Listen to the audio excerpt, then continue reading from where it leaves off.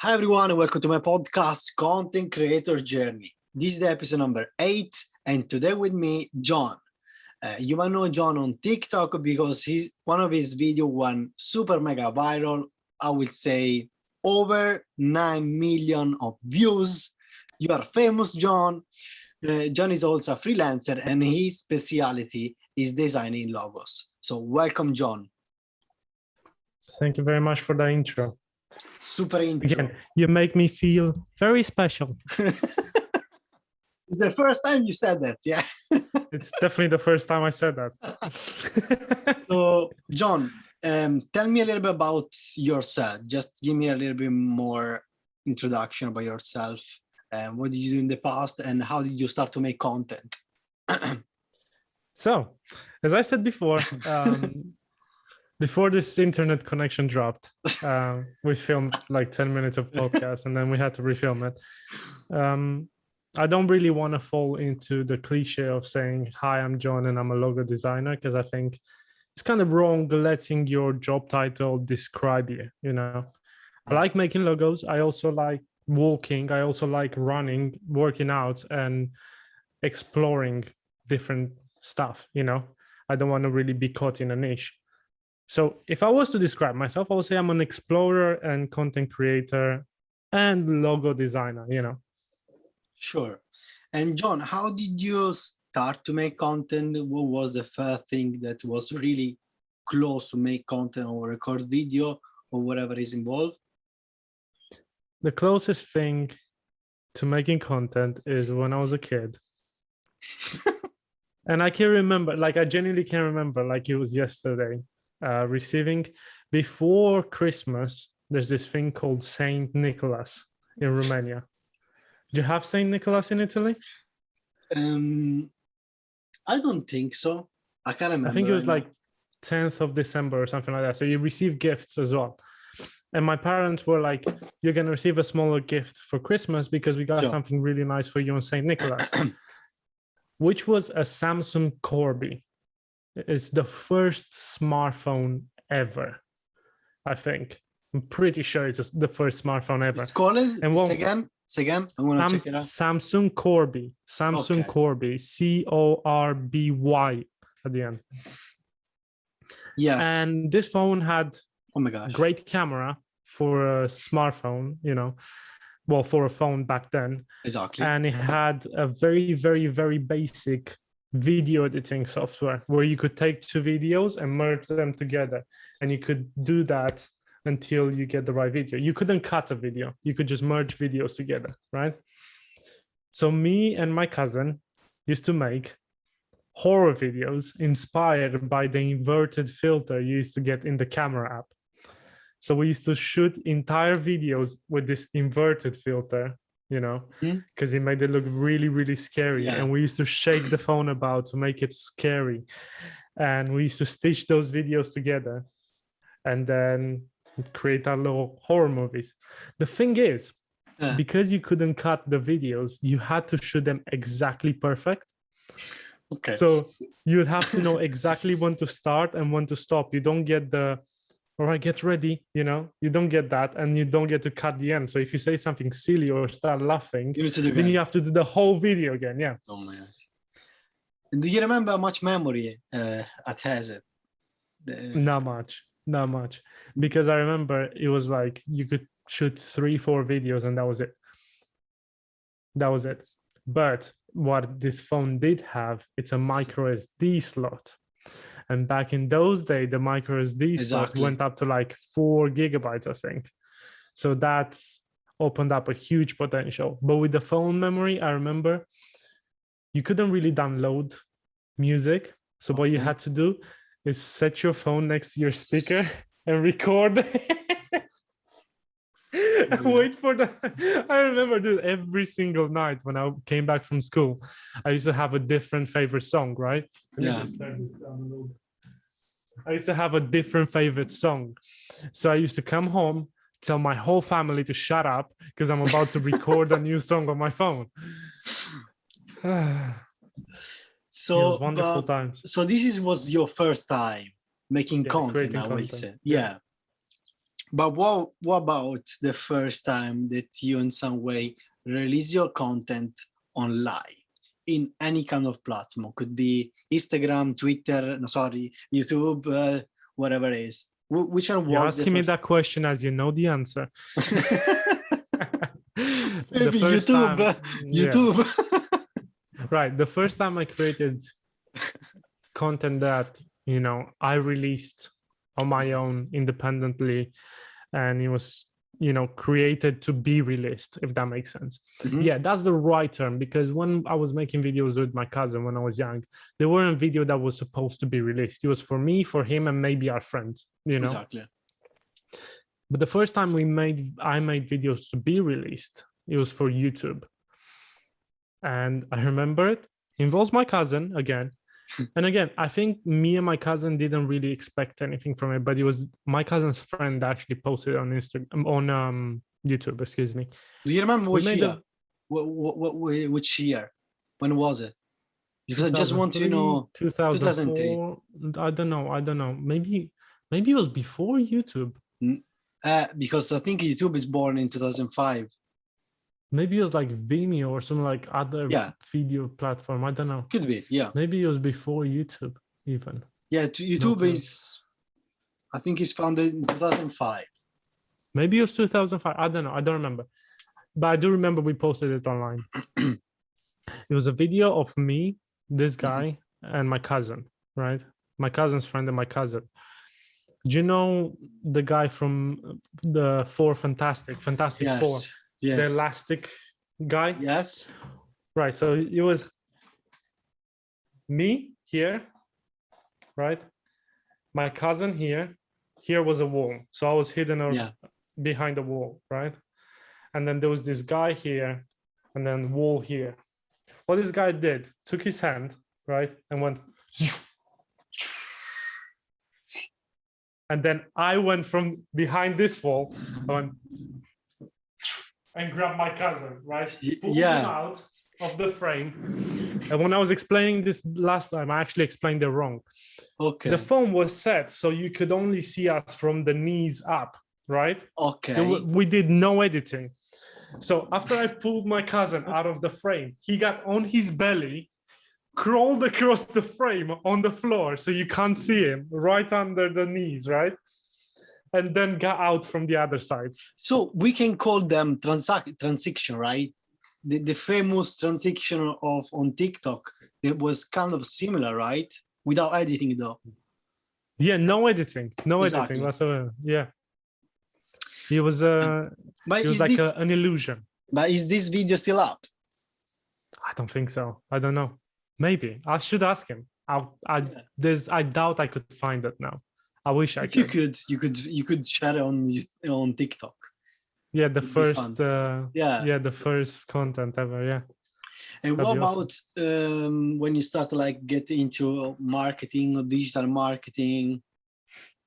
When Before I did that, I started creating content on my own to be published, like independently.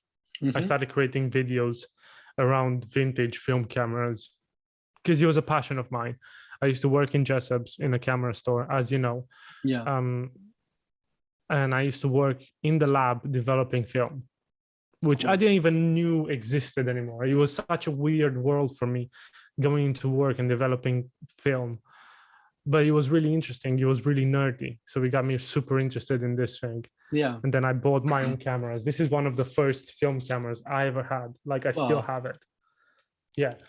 I got into film. I started really like wrapping my head around it. And I was like, there's a whole community that wants to learn about this. So I started making videos around it. So with every new camera that I got, I made a review, right? Film camera review. Yeah. And one of those videos, which was for an Olympus camera, which wasn't actually my camera, my cousin bought a camera. So I guess my cousin is still involved somehow. My cousin got a camera, and I was like, can I please borrow it so I can review it on my YouTube channel? He was like, yeah, sure. That video got anywhere from 10,000 to like 20,000. I'm not sure what it's standing now. The classic how-to that performed very well. It's a review. It's a review. Yeah, review, yes. Yeah. and that was my most successful YouTube video. I got 5,000 views on other videos, but this one got on the top of the search term. So when people searched film Olympus camera, my video popped up first. Which is good, which is great. Yeah, it's amazing, bro. YouTube is a social media, but it's also, I would say, mostly is a, search engine. Yeah, exactly, search based. If you know how to rank in the search terms, exactly. If really you know doing well. Exactly. If you know what people really search or is looking for, boom. Yeah. You should win. Because the thing is, like, if you do a viral video, how often can you do a viral video? You know, on YouTube now. Even if you got it down, you can only make so many viral videos in a row before people get bored. It's not viral anymore, right? So this way, if you really know how to get into the search terms, I still get video views now, like 3-4 years after. I still get constant video views.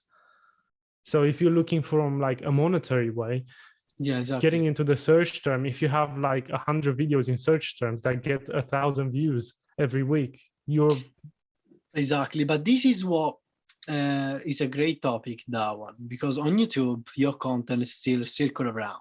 So if you have monetization, in a way you're still earning. Exactly. But what about platform like Instagram or TikTok? They have this search engine, but it's not very optimized. Yeah, you can earn. Yeah. Instagram is more optimized than TikTok. TikTok search engine is just rubbish. Like trying to find a user, it's hard. Yeah. If you search by the exact letters. I think they have to improve it. I think TikTok, bro, they have to work on it so much. It's still on the early days. TikTok is still a new platform. It's great. Still a new platform. And it's difficult to use. Tell me about when you start to get into, I would say, digital marketing and marketing. So after I started doing my videos, before that video caught on, because I feel like if that video caught on earlier, then I probably wouldn't have went down the marketing route. I would have kept doing my little video reviews. Yeah. But I didn't have the time, right? So maybe that video caught on like 3 months after I posted it, right? Yeah. So something's happened in my family, something's happened in my life. I had to get a job. I got busier, and I sort of slowly gave up on the videos because I was like, they're just not working. People are not paying attention. That's how you think when you're 16. You're not like, I'm gonna make videos until I get famous. I was just like, it's not working. Why would I keep doing it? I was enjoying it, but at the same time, I was still doing it. I was still going out with a film camera taking photos, you know. Sure. Just didn't have to film it. So I got targeted by a course by Ty Lopez. How many years ago was that? Like 5 years ago, 5-6 years ago, maybe 4 or 5, I don't know. And I was in my first job, and I saved my first £1,000 when I got targeted by that course, and the course was 1,200. So I still had to wait a little bit. Yeah. Oh my gosh. And I used to get paid weekly by Co-op. I used to work in Co-op in Caversham, right? Yeah. I got my other weekly payment. So that weekly payment just completely went off. All my savings completely went off. My bank account went to zero. I spent all my money on the Ty Lopez course, right? And I had to wait like a week for my payment. So you can imagine the build up, right? When I got that course, the next 24 to 48 hours, no sleep, nothing. It was just course and taking notes. Course and taking notes. Considering I was the worst student in school ever. I haven't filled a notebook in my entire school days. I filled this notebook up in like less than 48 hours. It was like a notebook and a half. Because the only thing I went out for, it was to buy another notebook. So just for my listeners, would you recommend to buy this course? No. No. But let's rephrase that. Maybe the course will be is what you said could be a valid course, but maybe it's too expensive or not. It's way too expensive. The knowledge will be outdated now, obviously. This is Exactly. done before TikTok. The main social media that he's pushing on there, it's Snapchat. So just to date it, it's when Snapchat was popping. And it's, I don't know, it's difficult, right? Because for me, it didn't work because it was clearly not my passion. I was in it for the money. Did you do another course like that? Okay, so after I bought his course, Yeah. I discovered that there's a whole market of buying courses really cheap. I should have found that before. I don't know why I didn't. What I do you should have mean? found that before. Tell me more. So after I bought his course, I realized there's a whole market. I forgot what it's called now. The websites have a certain name that you can pay a subscription to have access to all the courses on their website. So you pirate the courses. There's a way for you to pirate courses. So that's what I did. So I did a lot of courses. I did the Richard Branson and not Richard Branson. What's his name? The ClickFunnels guy. Forget it. I did a lot of courses. Okay, I won't mention any names just so they don't sue me. But I did a lot of courses for free. Let's put it that way. I mean, why they should sue you? It's just your opinion. Well, no, because it's illegal. Okay. Yeah, it's illegal. Okay, It's not my fault. It's not my fault. I bought them from someone. Uh-huh. I sold them to me for cheaper. It's not my fault. Okay. So, so the last course that you have done, what was it? I don't remember. But Okay. The last course that I did, it's on Skillshare. okay. It's by Aaron something. It's a graphic design course. It's not a marketing course. Okay. Yeah. But I'm a big fan of Skillshare, by the way. Yeah, I did try as well. Yeah, it's very well done. So, but you mentioned once to me that you have done the JSON Capital course. I did do the JSON Capital course, yes. Please tell us your experience. Honestly, it was all right. It wasn't that bad. Do you remember how much you pay? You know. Okay. You know. Okay. So how was it? What was about? Give us an introduction. How was it? It was the social media boss or something like that. It was a course about, no, it was the Instagram course. It was the Instagram course that I did because he's got multiple courses. And I did his Instagram course. Let me see where I can put this slide just because it's getting a bit dark. I did his Instagram course. Yeah. And genuinely, like, it wasn't that bad. Like, he's still overcharging loads for it, right? It's not worth that much money. But the info in there, I think it's more useful and more niche than Ty Lopez's course. Okay.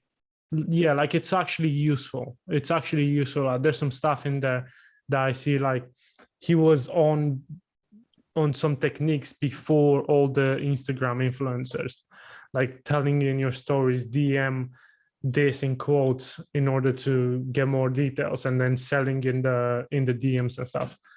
His whole course was about selling a lot in the DMs, using the DMs as a sales device. It was all right. It was all right.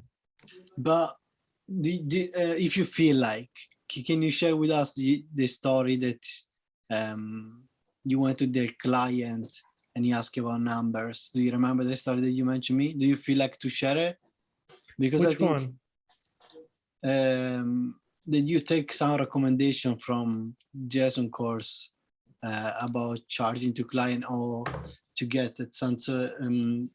One second, let me rephrase that. that you went to this client and he said, prove me that you know how to double my business. Do you remember? Oh, yes. Please, can you share with us? Yeah. Okay. So in their courses, majority of those people, Exactly. and I think they're made because I think they're selling it this way because that's the only way they can sell it, right? When you do those courses, they tell you, oh yeah, just go to clients, and tell them you can double their revenue, because if you buy those courses, you're silly. You don't know business, right? Exactly. Let me just be honest with you. If you buy those courses, you don't know business. So they put all the shit into your head that you can actually go and double some clients' revenue in the next week or so. That doesn't work. That stuff doesn't work, right?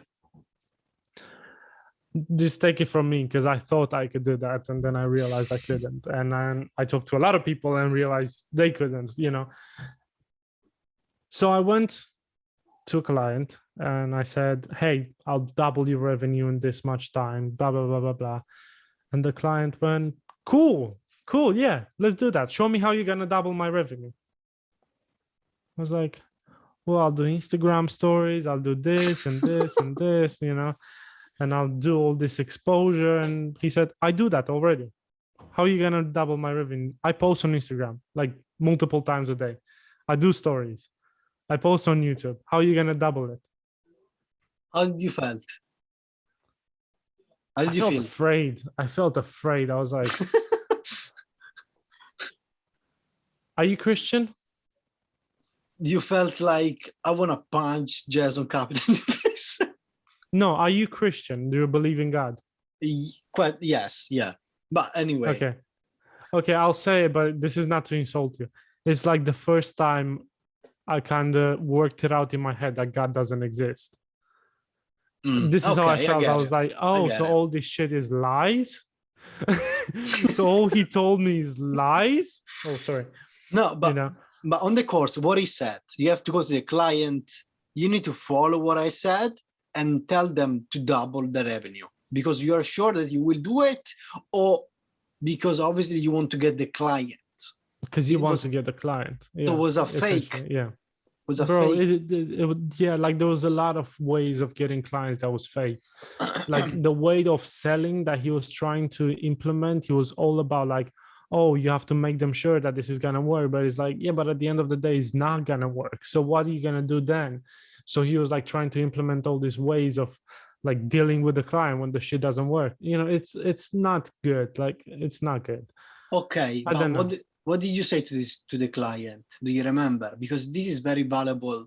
Is a valuable lesson. What did you say to the customer? I freaked out. I think I realized when I implemented this, I was with a business partner.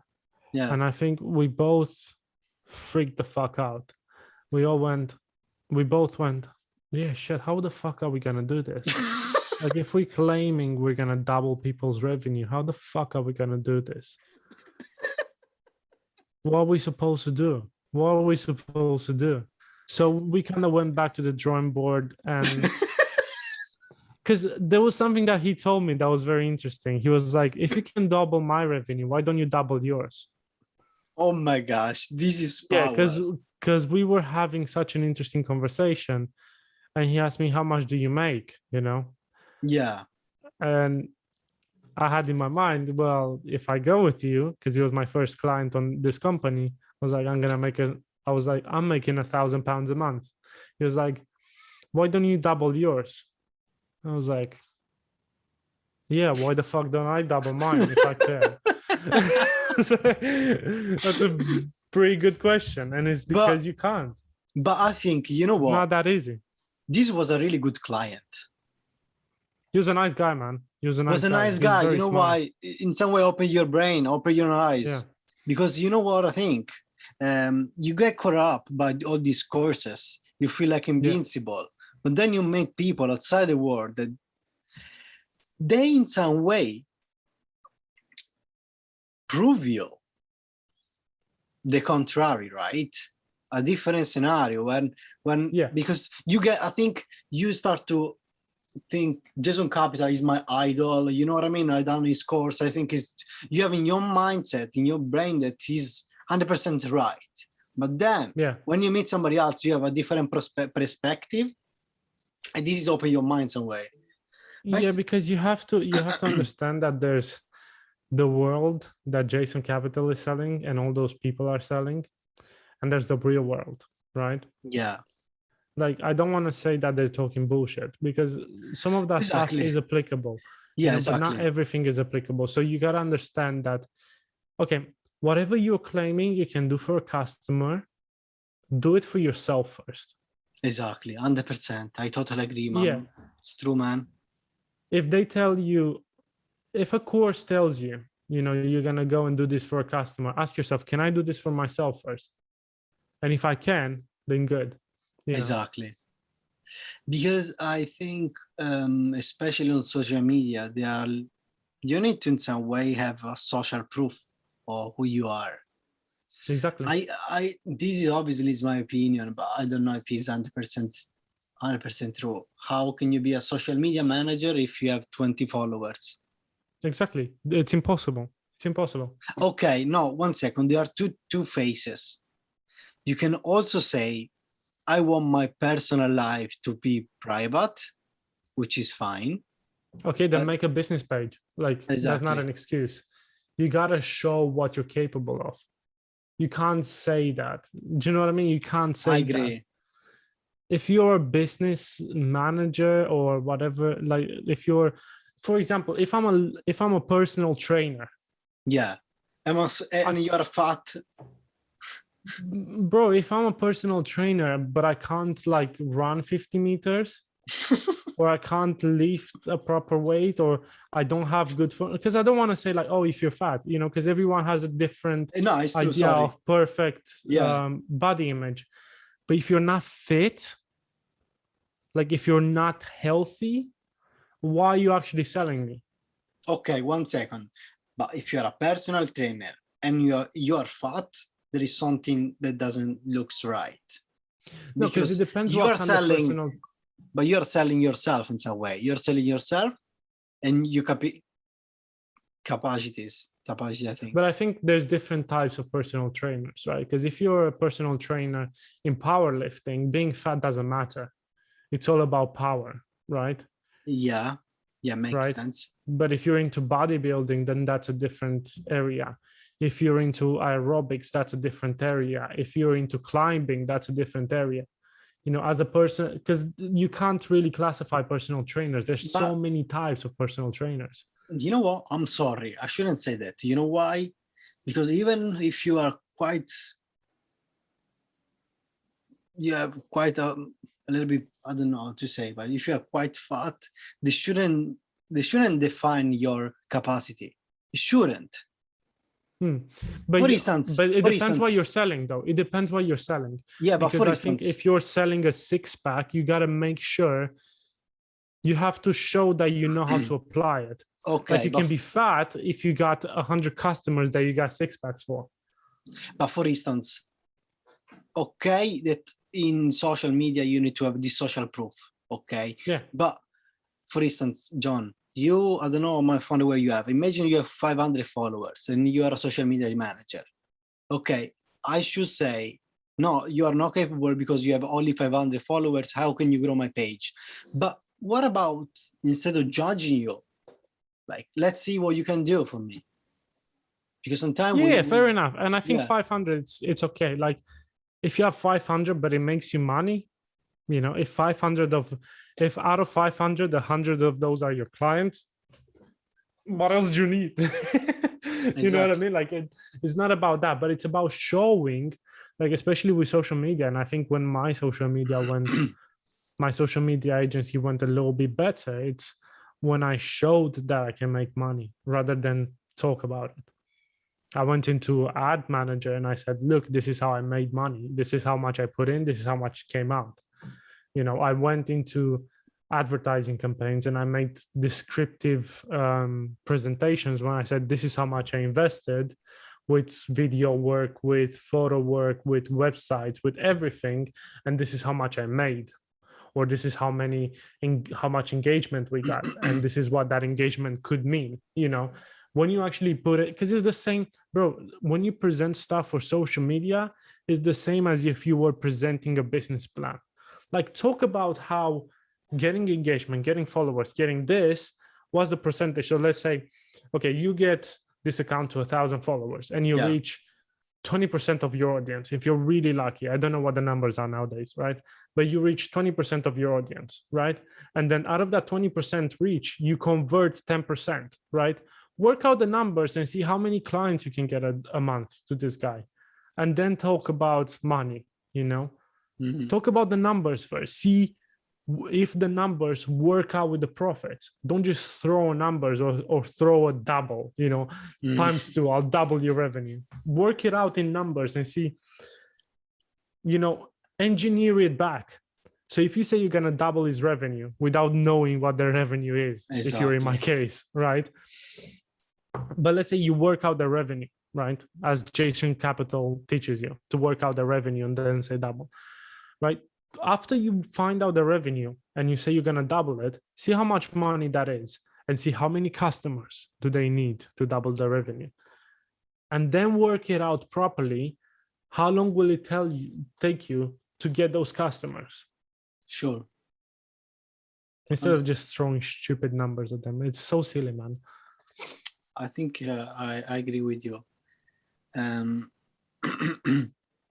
Especially online, you can find different type of customers. So you might find the smart one, you might find the picky one, but I think really help you to really understand. And what's happened to you is like revelation in some way. You were talking about bullshit. You were selling bullshit. Yeah, I wasn't doing my homework properly. But these people like Jason Capital, etc., they are so huge. They invest so much money in advertising that they grow so quickly that they have this social proof. So you can. So for instance, Jason Capital, I think, has like 2 million followers, maybe more, on TikTok. How can you say he doesn't know how to do a social? You can't say it. Yeah, if he teach you how he did that, then that would make more sense, you know? Yeah. And listen, again, I'm not shitting on him. There's stuff that he teaches in his course that make a lot of sense. But I think it's more about spending time on really understanding the numbers. The internet keeps going up. Yeah, it's fine. It's fine. Good. Sorry, what was I saying? Where was I before I cut on? You were talking about Jason Capital. Anyway, let's move on. Yeah, let's move on. So tell me about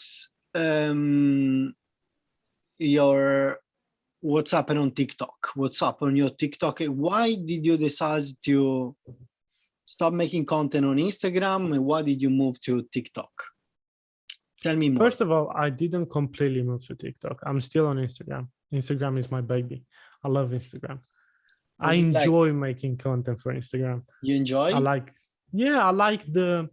I'm very familiar. Maybe it's comfort more than anything, but I'm very familiar with the format of Instagram. So I like it. I enjoy it a lot. Yeah. Like now I think I'm going to move with my live streams to Instagram because I just like the way they do it, you know? Okay. The layout, everything, it just looks pretty, right? And it's a good workflow, sorry. But on TikTok, it has the advantage that everyone wants. You can just gain followers and views crazy rapidly, which is what happened to me. Following your advice and Gary Vee's advice, I went on TikTok and I started creating content for TikTok around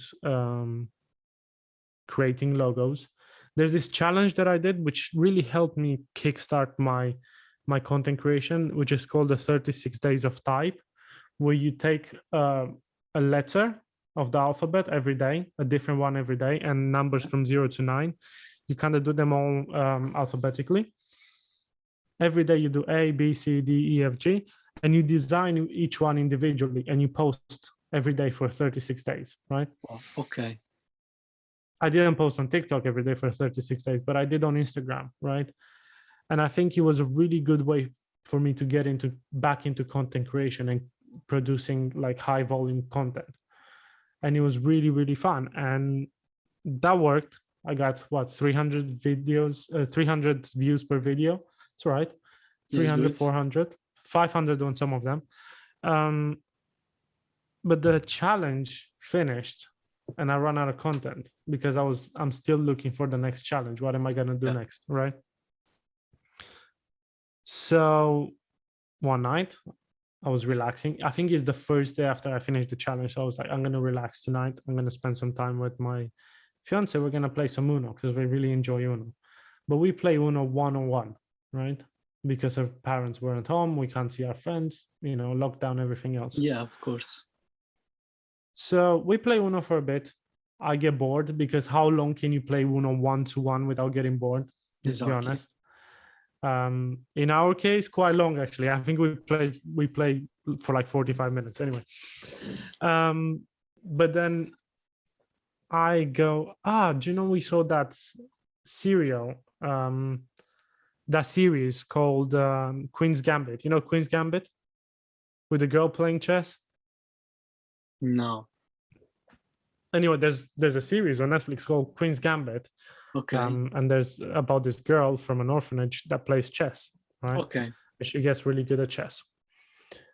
And in that movie, they use chess timers. So there's a low timer. I have 2 minutes, you have 2 minutes, and we have to complete the game in a total of 4 minutes, 2 minutes each. So I was like, let's apply that to Uno. Why not? It's fun, right? Just to spice out our game. So I took that timer. I set 1 minute for each. And we started playing 1, 2, 3 games to get used to it. And then I was like, this is really fun. This actually really works well. It's incredible. It's really fun. And I had my camera that I shoot my content with, which I don't know where it is. It's somewhere here. This camera that I attached to my head, like this, right? Mm-hmm. I'm like, I should shoot a video of me playing Uno with a timer because I think it's interesting. I'm going to show my grandkids when I grow up. When I have grandkids, I'm going to show them, this is how we played Uno back in the day. I shot a video. I shot like 1 or 2 videos. And then the next day I wake up and I'm like, I need to post something on TikTok. Let me see what I got in my camera. Yeah. And I come across this video. I'm like, this is really fun and it looks really engaging. I was like, should I post it on TikTok just for the sake of it? Like, you got to realize in that moment, it was like literally for fun. And I expected absolutely nothing from it. You got to remember, I got a page which is mostly based on graphic design. Exactly. Right? Why would I post anything else except for fun? If my graphic design didn't perform, I didn't expect that this like super easy, super simple content would perform really well. Like zero effort, right? I just shot the video, put it in my phone, posted it on TikTok. In the first half an hour, it gets like 300 views.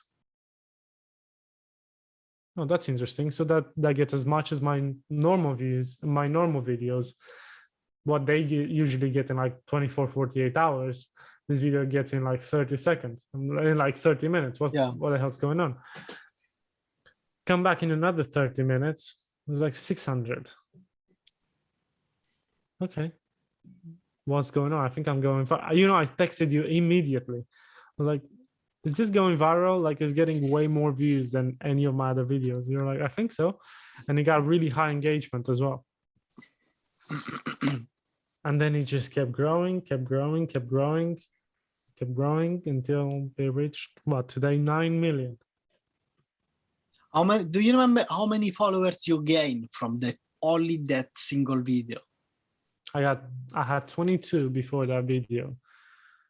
I got, I don't know, 4,000, 5,000 now, probably 4,500. It's mad.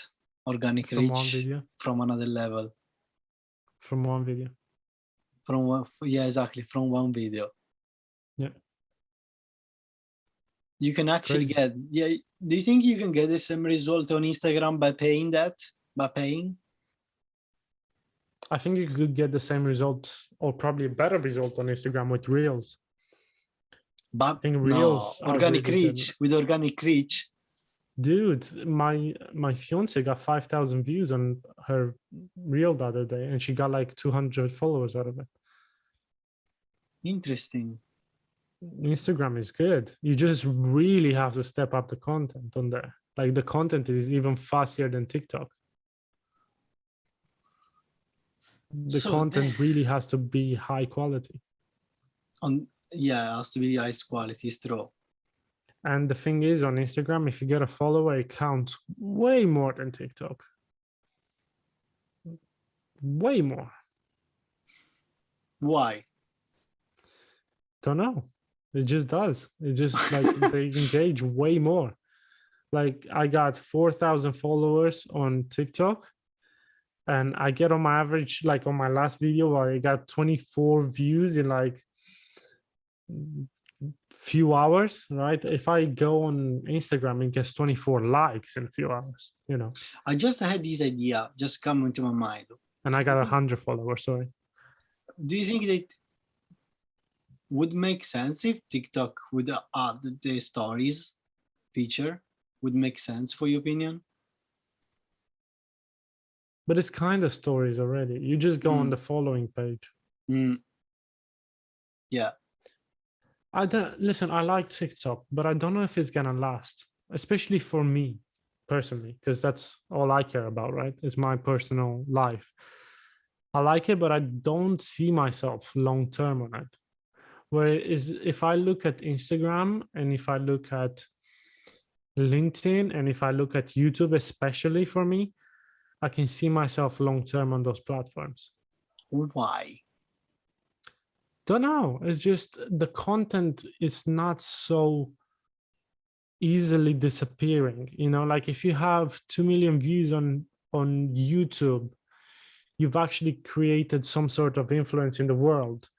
If you got 2 million views on TikTok, I don't think you've actually created that much change, you know.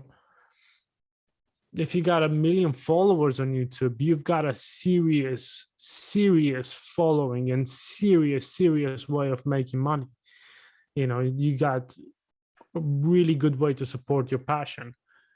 If you got 1 million followers on TikTok, it means nothing. I've seen people with 1 million followers on TikTok that have 200 views on their videos. You know, I don't think it's as permanent and I don't think it's as powerful as other platforms. Yeah, you can create viral content. Sure, it gets distributed fast. But what does that viral content actually get you in the long term? I don't know. I mean, I was actually yesterday, no, 2 days ago, I was in a live and this guy ran a business around people that they want to quit smoking, Mm-hmm. to smoke, to stop to smoke, quit Yeah. smoking. And he actually said that he had 40 leads from TikTok and 2 on Instagram in a week. It just depends on the niche, doesn't it? Yeah, but I don't know. Maybe, I don't know. I think that because TikTok is new, is not very established, so the followers, they are not very important right now. But I will say in a couple of years will be. I mean,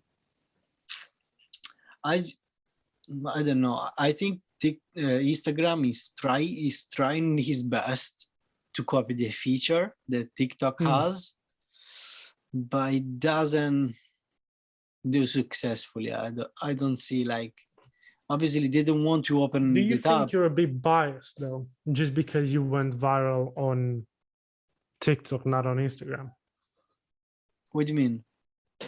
Do you think you're a bit biased towards TikTok just because it's the platform that made you go viral? Because look, there's this roller skater which I just followed now, and he went viral on Reels. He got like over 1 million views on one of his Reels. When he went viral, he had like 1,000 followers, and now he's got like 30,000 from one video with 1 million views. Wow. On Instagram. Yeah, and he got signed by a brand immediately after he went viral. You know, Who is on this Instagram. guy? I don't remember his name, something James something. He did like a really sick like trick where he jumped on this really slippery bench and he just turned like this, and it looked amazing on the video. But he got signed up by a brand immediately after he got that trick, where I got 8 million views, you know, like 8 times more, bro. And I didn't get signed by any brand. Now, I'm not complaining because I understand why. It's TikTok, right? And I got 4,000 followers out of it. Could it be my fault because the content wasn't as relative to my daily content? Sure. Maybe it's my fault as well. I wasn't as niche. But I don't think there's any point in completely crossing out Instagram, because I think Instagram is still very powerful for growing a business long term rather than short term. I think that Instagram is very powerful, but it kind of lost a little bit. Yeah, because everyone's focused on today. Everyone's focused on going viral today. If you're looking at the long-term gains, yeah, it's not going to give you that immediate dopamine hit. But if you got 1,000 likes on a video, that means a lot more than 1,000 likes on TikTok.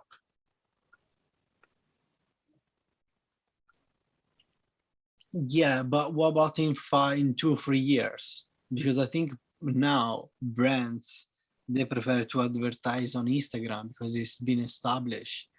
But when everything's changing, when they're gonna open their eyes, for instance, if I was working at Uno, I will use your content. I will take your content, I will send directly a message, and I will say, hey, John, can I use your content to put on my Instagram page? And I will share your video from TikTok on the Instagram page. Yeah, for sure. I don't know. The thing is, I think TikTok is powerful. Don't get me wrong. I think it's a very powerful platform. No, and I'm grateful. Yeah, yeah. What But about? I think at the moment it's not as Yeah. powerful as Instagram. Imagine if you have this. Imagine if one of your video went viral where you are in some way promoting your business. 2 million views, 9 million views, 9 million people, they would have seen your video. Where We're kind of Instagram, talking, yeah, I know. It's cool. If it was on Instagram, it'd be dope. Do you know what I mean? Like, if I had to choose, I would rather go viral on Instagram or YouTube than go viral on TikTok. This is like the ultimate point which I'm trying to make. yes, like if I was hoping to go viral somewhere, it wouldn't be TikTok. Okay. Because I tasted that. I got 8 million views. I know what it feels like now to be viral on TikTok. But I got way more for my, like, monetarily and like connection wise from that video with 10,000 views on YouTube than I got on 8 million views from TikTok. Sure. That video, 10,000 views, got me like 10 photography jobs, you know, where this TikTok got me what, 1 graphic design job. You know, obviously it wasn't, again, it's my fault as well. It wasn't the type of content for it, but the problem with TikTok, you never know which content is going exactly. viral. You don't know. And you can't really have as much success without going viral. Because I think, like, if you were to ask me, I'm kind of against virality. I'm more about grow really slow, but grow truly rather than grow a lot in a night. Because, like, all of the skills and all of my values as a human and as a character, I've grown over years. Some of my best values and best skills and best virtues, I've grown over years and years and years, not overnight, you know. And I think with my business, you know, I would rather grow slowly to really, really understand if this is what I love, because I've changed my mind so many times. So I know that sometimes you think you love something, but you don't actually. Yeah. So I'd rather go slowly but surely rather than have a surge of 8 million views at once. Like if you ask me, I would take 10 followers a day over 8 million views. On Instagram though, I do or get it. YouTube. Yeah. John, which difficulties have you faced so far as a content creator?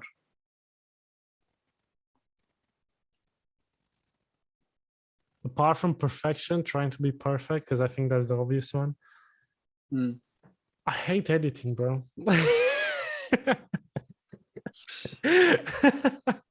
I mean, if I was gonna be 100% honest and 100% down to earth, that's my biggest pet peeve. Like, I just really dislike editing. This is why I'm really trying to learn OBS and trying to. And listen, this is something for the people listening. Just because you hate editing doesn't mean you should stop creating content. It just means you have to get a lot better at talking. But this is my biggest roadblock, which is ridiculous, but it is my biggest roadblock. I just can't spend more than 10 minutes editing. I go crazy. I love editing on InShot, like my little TikTok videos, but when we're talking YouTube videos, I can't stand it. It's part of the process. I think I know. any YouTuber started from 80 recording, I mean editing, and then they get good at. This is what I think. But it's the same as like you should really enjoy the process, right? Like if it's something that you're gonna do for the rest of your life, I think you should really, really think about enjoying the process. If you're doing something and you hate the process, like what's the point? What is the point? Like I understand hustle, I understand grind, I understand all of this, but then you might as well just go and work in fucking co-op because you also hate the process, you know? You might as well just go get a corporate job because you also hate the process and it's also going to get you good money long term. So what's the point? You know, when people tell me, oh, yeah, but you have to get on with it for a long time before you start enjoying it. No. Who said that? Who tried to convince you of that? You must be crazy. The reason I can design logos for like 16 hours a day is because I enjoy the process. I love the process. Stop thinking you're going to enjoy it. No, it's bullshit. It's absolute nonsense. It's nonsense. I tried it. I tried it for like 5 years. It's not like I haven't tried it. I've tried to do a social media agency for 5 years, Daniel. It's not like it was an overnight thing. Yeah. And I tell you what, I'm grateful I didn't make a lot of money. Because imagine being stuck in that right now. I would hate myself because then I will have no way out. Why? What you don't like from social media? It's not that I don't. For me, I just think it's weird. Like, I hate being advertised to, right? I hate people trying to like brainwash me, right? I think a lot of marketing and a lot of people thinking they do marketing, they think that's their job, right? For me, brands that actually make an impact are brands that actually try to help and try to do something good for the world. Like Elon Musk, right? The reason I'm such a big fan of Elon Musk is because he's genuinely trying to do something good. But a lot of marketing nowadays is like, this is the secret copywriting hack that is going to turn every single one of your readers into a brainless zombie that is just going to buy your products. It's like, I don't agree with that, but that is a big part of the community. What do you think? Gary Vee always said, you need to build a community, but you need to give everything for free. Yeah, but Gary Vee is 1%. No, he said. No, Gary Vee is 1% of the whole industry. Not even 1%. No, but do you agree with what he said? That you should do more? I fully agree. I think it's not that it's free, but I think it's about how are you helping listen, we're in a really shitty situation. Okay, the planet that we live on is not in a really good state, right? We know we don't have long left. Listen, the end of the world is happening, if you like it or not. But it saddens me a lot because people are not trying to do anything about it. It's like if you had an uncle that is an alcoholic and a drug addict, and you're trying to do nothing about it, you know? Yeah, I do get it. Yeah. This is how I feel is going on. It's like, try to do something. People complain, oh, the paper straws are just not the same texture as the plastic straws. Bro, are you joking? Do you understand the impact of this? Do you understand the impact that this has long term? You complain about the texture of a straw? Are you insane? Think about your kids. Think about your grandchildren. It's true. Stop being such a sissy. People used to go hunting, used to run for 20 kilometers after antelope in Africa to fucking kill it. And you complain about the texture of a straw? Are you out of your mind? Do you understand how out of this world you sound? How pretentious you sound? Just get on with the world. Let's just all try to do something good, you know, like just actually try to save this fucking place. I agree. I understand that there's also bad people, but I think this is really important to communicate across with people. No, I do get your point, and I agree with you. But especially, I would say, if we cut like a bottle of water, plastic, even a bottle of water will be different. Just, hey, listen, let's put it this way. Plastic bottle, water bottles are not cool anymore. Exactly. Like, if you're seen with a plastic water bottle, you're out of your mind. Like, you are the most selfish human being on there. I don't care. Just buy a reusable bottle, for God's sake. Exactly. Just buy it. Like, just buy it and use it. Stop being ridiculous. I agree. It's something about that I feel about truly and deeply. You know what I mean? It's ridiculous. I know. I feel it. Last question, John. Which kind of advice would you give to young content creators? Just do what truly feels, excuse me. Just do what truly feels right? Mm-hmm. It's like, I understand that there's this concept that people are trying to say that, oh, you have to work hard before you gain the rewards. Yeah. The reward shouldn't come from outside. It should come from inside. The happiness about producing a piece of content shouldn't come from how many views it's got. It should come from inside.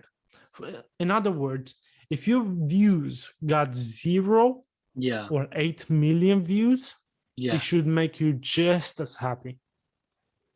Yes, it's just true. as fulfilled. I agree. Because at the end of the day, we all complain about freedom. We all complain about being free and financially independent and all this shit, right? And it's a whole bubble, right? But if you are a slave to the others, what does that make you? Like, if you're creatively enslaved to the TikTok algorithm, what does that make you? And listen, the proof that this is true and what I'm saying is correct is that the only time I wasn't a slave to the TikTok algorithm is when I went viral. It's when I followed my heart that I went viral. No, you follow uno. I'm joking. That's true. Thank you so much, I think John. that sums it up pretty good, though. No, it's true. It sounds good, but we are all in the same boat.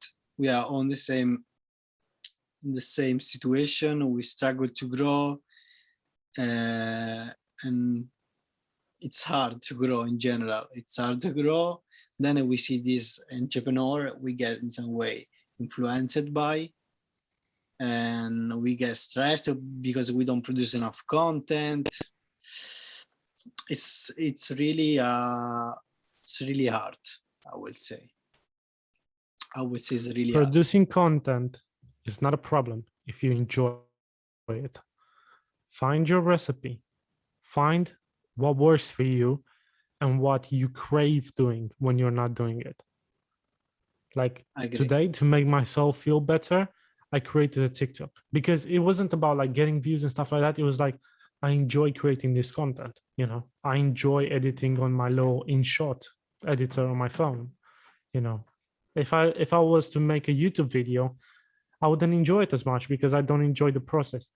Find something that you crave doing. You crave doing, being it music, being it playing with a bloody kendama, like whatever it is, make sure you crave it when you don't do it. I agree. That's how you know it's right. I agree. Good point. Thank you so much, John. It was great to have you in. Great story, great experience. You give us great experience. Thank you so much for joining, and thank you so much. Appreciate you, man. Thank you for having me. I really appreciate it. Really grateful.